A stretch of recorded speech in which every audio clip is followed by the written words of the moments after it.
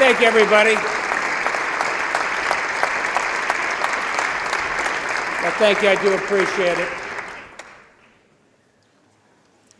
So, Mr. President, Mr. Speaker, Senator Kelly, Representative Candelora, Senator Duff, Representative Rojas, members of the General Assembly, Lieutenant Governor Bysowitz, my fellow state officials, honored guests, and the people of the great state of Connecticut.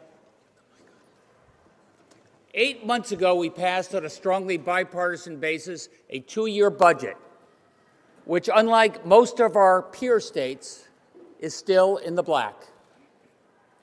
That budget makes our state's largest ever commitment to child care, K-12 education, our universities, workforce training, and the not-for-profits. At the same time, our budget provided a 10% tax cut for middle-class families and a bigger tax credit for working families and essential workers.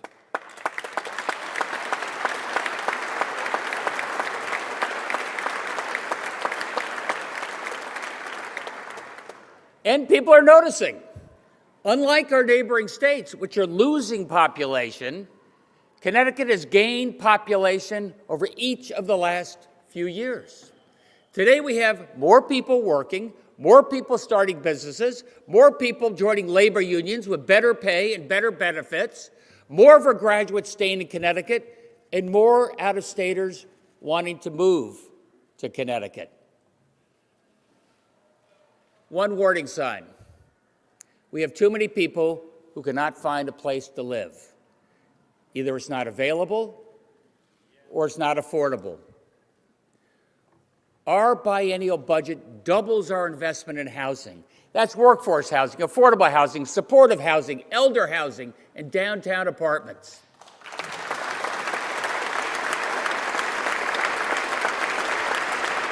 Long overdue, long overdue.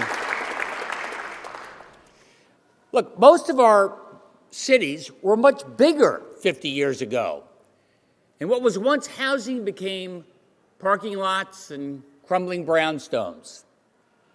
Well, today, multifamily housing is being built on these empty parking lots in those half-empty office buildings, and old brownfields are being remediated into new communities where your child or your grandparent can afford to live. And why reinvent the wheel? We have a development model that works right here. It's under the leadership of Mike Freeman. Is Mike here? I hope so. Who leads the Capital Region Development Authority. There he is. What are you hiding back there for? He leads the Capital Region Development Authority, which leverages the financial layer cake of state and federal dollars with private monies, which means more housing is being built faster at less cost. In the Hartford region alone, that's over 5,000 homes have been built or soon to be built. We're taking this model across the state, and we'll be looking for input from our towns and cities. Where do you want the housing to be? What's the density? How far are you from public transportation in our schools?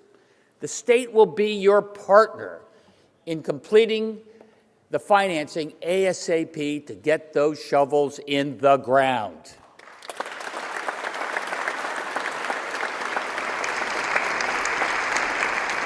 Meriden is a great case in point. What was once a bankrupt shopping center and an empty parking lot is now a beautiful park with 250 new units of housing built, all a short walk to a refurbished train station. Downtown New London has seen more new housing built in the last 4 years than in the previous 14 years combined. New families have moved from New York to Stamford, to Norwalk, to Shelton, down the Naugatuck Valley to Waterbury, which is one of our fastest growing cities. And more frequent and convenient two-way rail between Bridgeport and Waterbury is turbocharging that renaissance. The federal infrastructure law was especially important to Connecticut, given our aging transportation system. Now commuter rail will be 25 minutes faster from New Haven to Grand Central and Penn Station. Bridgeport will be as close to New York City as Stamford is today by rail. Each new bridge can save 2 to 3 minutes per ride, as trains will no longer have to slow down to travel over those 100-year-old bridges. So count how many bridges you go over on your commute, and you can figure out how much time you'll be saving. And our transportation fund is replenished, so Connecticut can better compete for the competitive grants. And we're punching way above our weight class right now. Thank you to Garrett Euclideo, wherever he might be.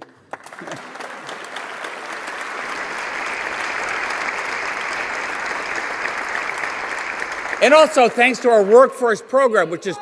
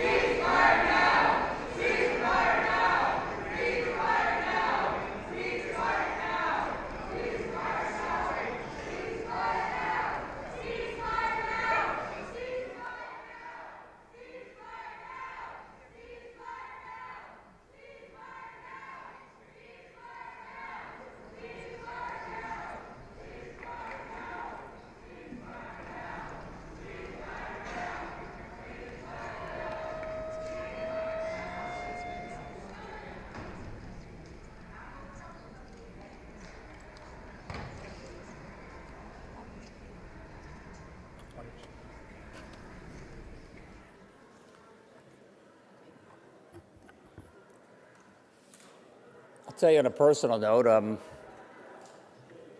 I've been to a few anti-war demonstrations as well in my day. And whatever the justice of your cause, I think you do a disservice when you're rude and disrespectful in a room like this, disrespecting the people in this room and disrespecting the audience.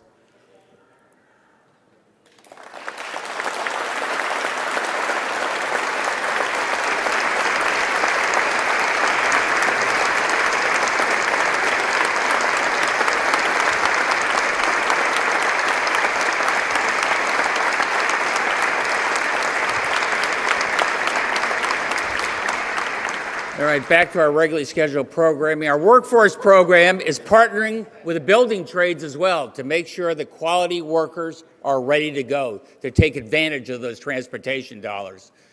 The more housing built around these transportation centers, the more frequent the rail service. Sela Mascara Bruno, saw you there. There you are. You're popular, Sela. Sela knows that the biggest driver of high costs in our state is the cost of housing. The biggest driver of high costs is the cost of housing. Look, if you already own a home, you're probably doing pretty well right now. But the lack of housing drives up costs for everybody else and increases the risk of homelessness. To combat this, Sela is converting old hotels, motels, commercial properties into temporary housing, and she's also leading our interagency task force on homelessness. What does that mean?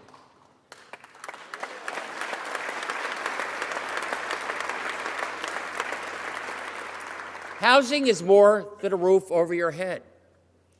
Look, thanks to the extra $350 million commitment you all made to mental health, we are providing addiction and mental health services in support of housing. Where's Nancy Navarrete?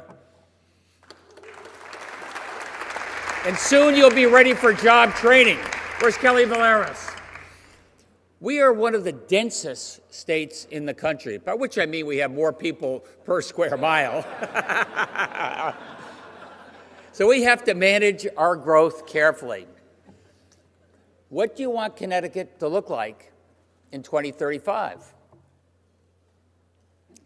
Our cities are coming back big time. And we're preserving more open space than ever before. Over 11,000 acres preserved in the last 5 years alone, 11,000 acres.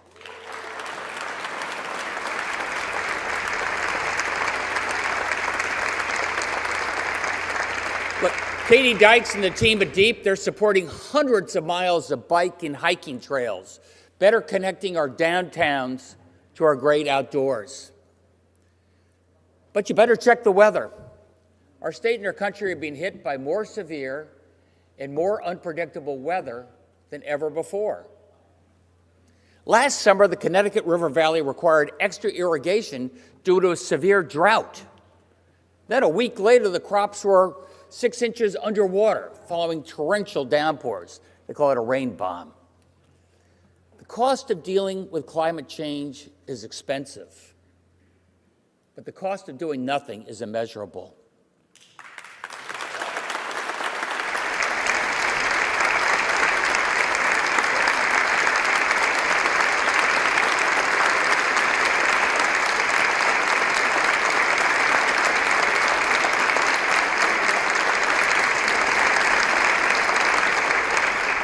Let's what it's costing in other states. Flood insurance in Florida, prohibitive. Arizona's water crisis has shut down development in and around Phoenix. And wildfires from California to Canada are smoking out many a sunny day in Connecticut.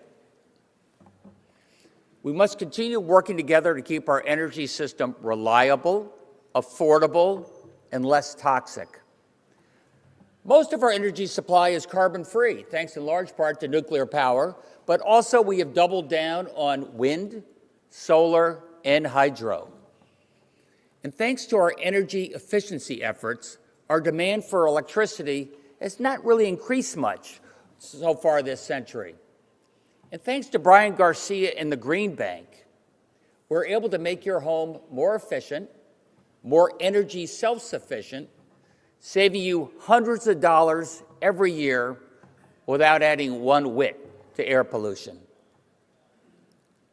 However, from supercomputers and data centers, and then moving to hybrid and electric vehicles, we know that modern technology will put more and more demands upon our grid. So I'm working with my neighboring governors as we source the next generation of clean energy with an emphasis upon affordability. And I would welcome insights from the Energy and Environment Committees as we weigh our options. Sadly, it's not just weather which is becoming more extreme. Our culture is unleashing more extreme behavior, be it expressions of racism, hate speech, increased domestic abuse, fentanyl overdoses, with a sad surge in mental health calls, starting younger and younger. Our budget provides more security for houses of worship to counter rising threats and when more cops on the beat, but the extreme behavior reflects something much more profound. Our budget is doing more. How can we do a better job directing our resources to make a difference in people's lives, turning hopelessness into hope and hardship into opportunity? Well, we have the DSS service centers right now where you can get your SNAP benefits or Medicaid renewals, and they're being transformed into opportunity centers where one desk over, you'll be able to link to workforce training program with the necessary child care and rent relief supports you need to make your next job, a reality. And that training should get you a better job with better pay. And we will be proposing, yet again, paid sick days, so you don't have to show up sick to keep the job you need.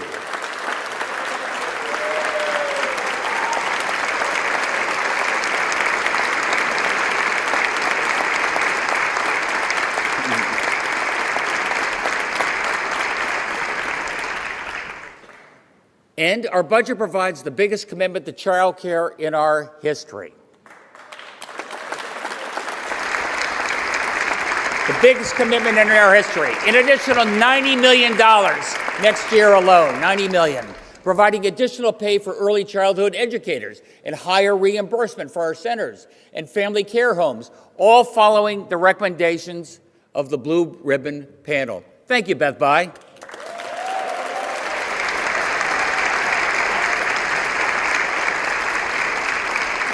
And our budget continues to provide incentives for more companies to follow Electric Boat's lead, which is partnering with the Navy and matching Connecticut's commitment to support more childcare in Southeast Connecticut, making it easier for EB to recruit or retain new moms and dads, and also a better start for their newborn.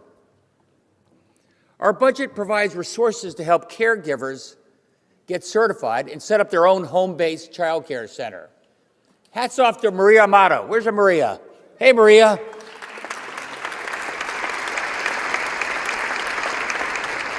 With a little extra help, Maria is able to take care of many, many more kids than she was before in her nationally recognized home health care center. Thank you. And we have eliminated licensing fees and red tape, and our Social Equity Council will be prioritizing child care and homeless shelters in those communities that were hardest hit by the war on drugs. We're providing also visits by experienced nurses for first-time parents, starting in Bridgeport, and that's just for starters.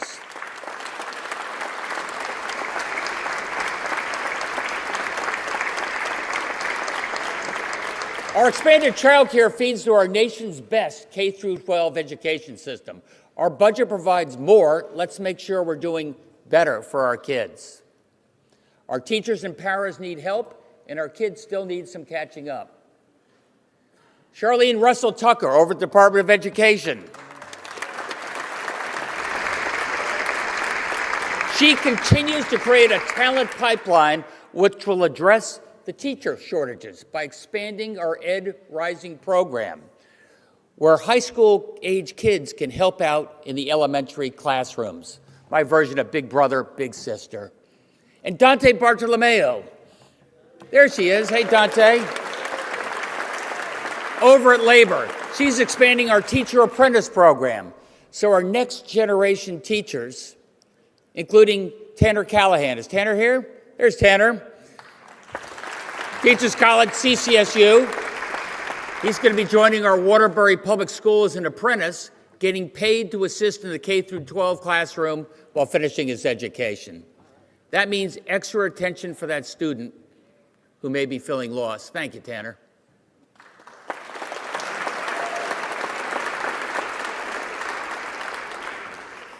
In addition to our expanding ECS funding, our schools still have an additional $400 million in federal relief money to invest over the next 2 years. Make sure it's invested wisely. And we will continue to fund the LEAP program as we get more and more of our kids who got disconnected from school during the pandemic back in the classroom. And thankfully, our chronic absentee rate is continuing to drop. And for those feeling deeply alone, be they vets or teenagers, Susan Beiswitz is focused on rejuvenating social and community connections with her new council, and our budget continues to make the popular summer enrichment program available, and after-school programs, and expanded free school meals. It's tough to learn on an empty stomach.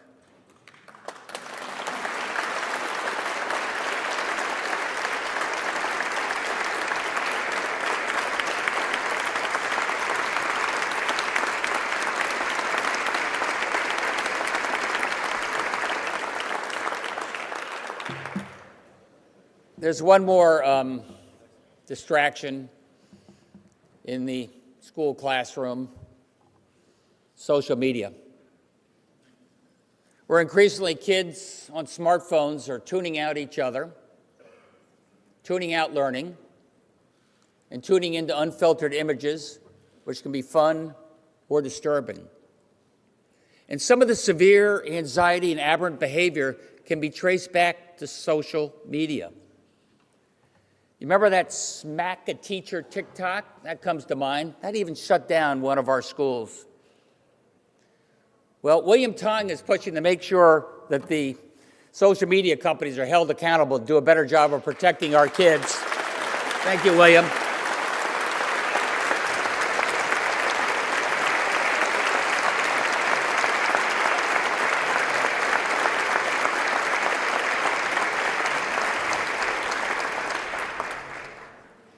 In the legislature, we've got Senator Maroney, who's going to make sure we put an end to those deep fakes. That's the real Senator Maroney, not a hologram, the real McCoy.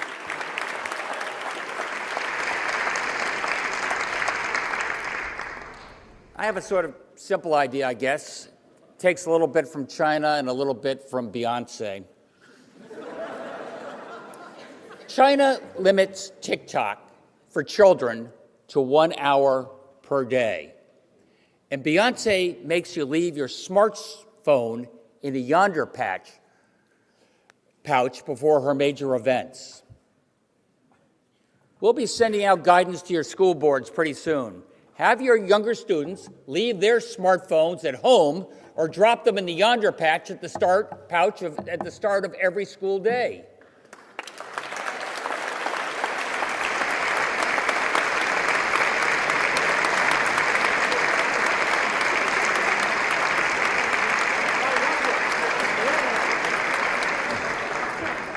Couple you had to put your phone down then.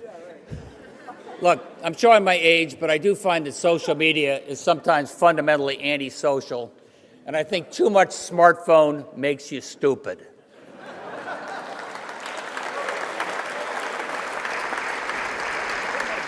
So I want you to start the day listening to your teacher and playing with your friends, not your phone.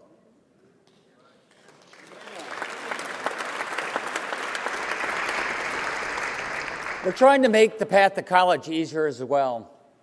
The top 30% of every high school graduating class now has auto enrollment into our CSU system, as well as many private colleges. And our recently simplified FAFSA program tells you what, if any, out-of-pocket costs there will be. And this budget makes our largest state grants ever to our state colleges and UConn. Seize the opportunity. And speaking of UConn, this budget allocates money for the design and engineering of a new life sciences center in Stores.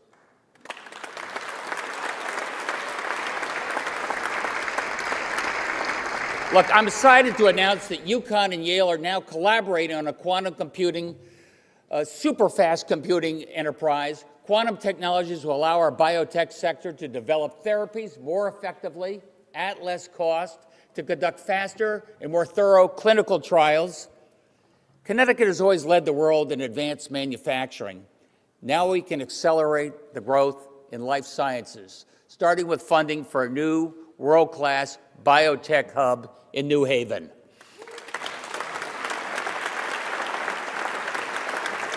Did you hear that, Marty?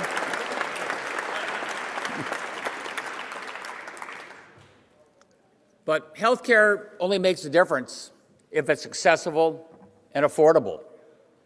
Deirdre Gifford is building off our healthcare benchmark to hold hospitals, insurance, and pharma accountable for those big price increases. Good news, we have more of our citizens with health insurance than ever before, and we have expansion of Covered Connecticut, providing free health care with no out-of-pocket expenses for all parents earning less than about $50,000 a year.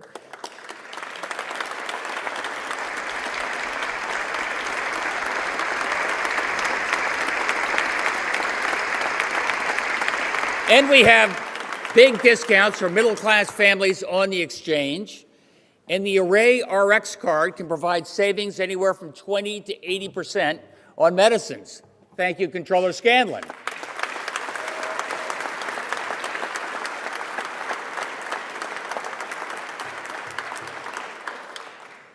So speaking of affordability, our tax credit for working families and the $400 million tax cut for middle-class families is now saving you about $25 per paycheck. Our income tax is less than our neighboring states and less than most Sunbelt states for the majority of our workers. And we have eliminated the tax on pensions and 401ks for most retirees, and we have eliminated the estate tax for 99% of our citizens.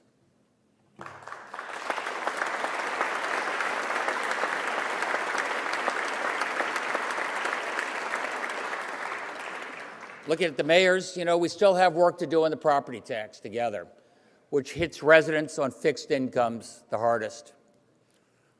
Our budgets continue to do more. We recently increased and expanded the property tax credit, reduced the car tax, and our state aid to municipalities is more than ever before. Our budget is doing more, but we also have to focus on doing better. Local government spread across 169 towns and 200 school districts is just too damn expensive.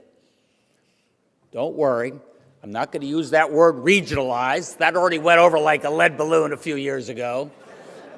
But I will say that our budget provides additional flexibility for our COGS, so they can hire the tax assessors and building inspectors and purchasing agents and the IT nerds, which your town may not be able to afford on a full-time basis, but your COG can make available for you on a contract as needed basis.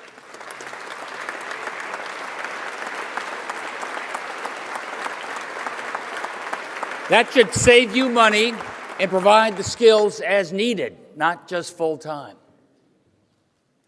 Look, like too many of our citizens, Connecticut in years past was living paycheck to paycheck with too much debt and no room for error. Today, in addition to making our regular payments to the pension fund, we have paid down an extra $8 billion, saving taxpayers about $800 million per year for the next 25 years that can be dedicated to critical social services.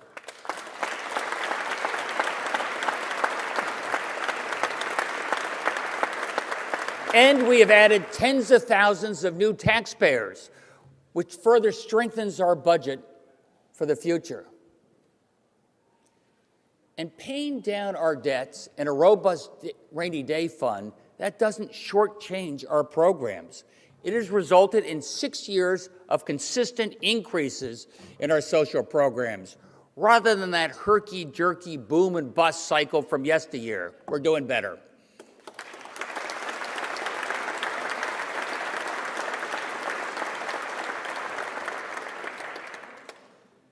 Our budget is trying to provide the same security for our citizens, not just creating opportunity, but building wealth.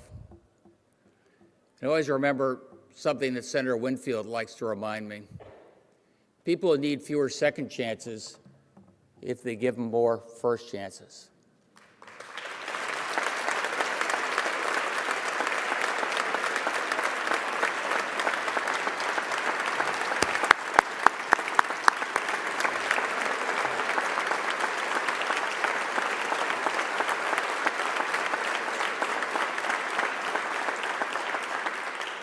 All right, for starters, too many of our citizens are underwater with debt.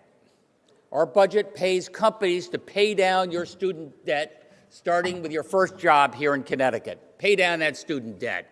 Number two, our budget will pay down over $650 million in medical debt.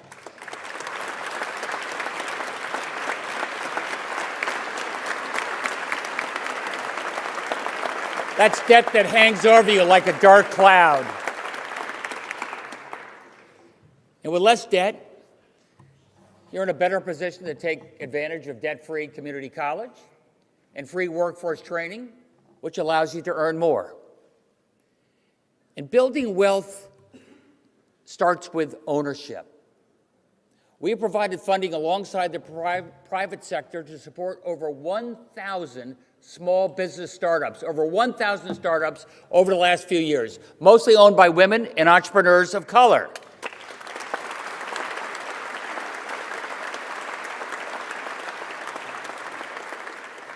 These companies are on your main street and may employ a few of your neighbors as well, all with a stake in their community. Those empty shop windows are coming to life.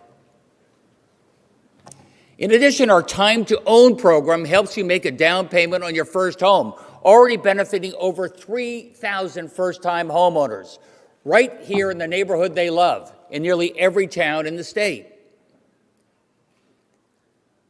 And if your baby is born under Husky, our first-in-the-nation statewide baby bonds program will provide a little extra boost more than $10,000 after he or she turns 18, maybe to help with college tuition or that new home or that new business.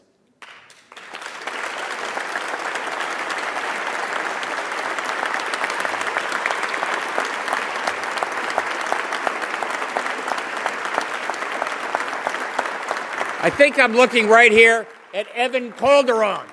Evan is one of the first babies to receive baby bonds.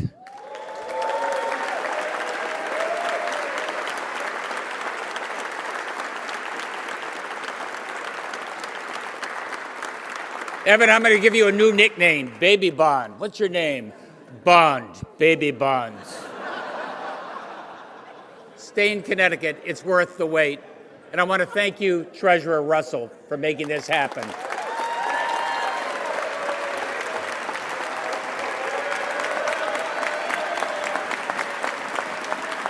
He made it happen.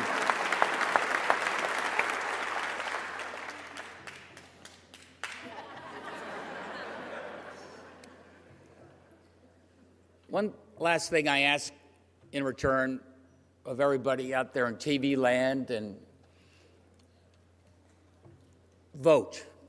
I ask you to vote. I want you to be involved. I want you to have a stake in what happens here. It makes a difference. Where's Secretary of State Stephanie Thomas? She's making early voting a reality, making it easier every day. And I want you to vote. I want you to have a stake in the outcome. I want to make sure your vote means that we have a budget which is a reflection of your values.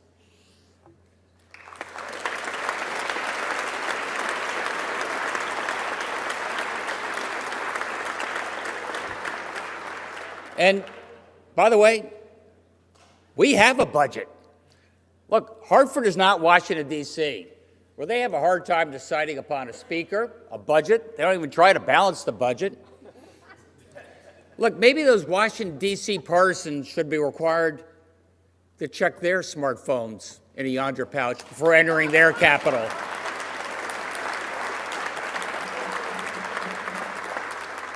They seem to be talking at each other. I like to think here in this room we're talking with each other. I think it's making a positive difference in people's lives. And that's why we all do what we do. God bless you all, everybody. God bless the great state of Connecticut.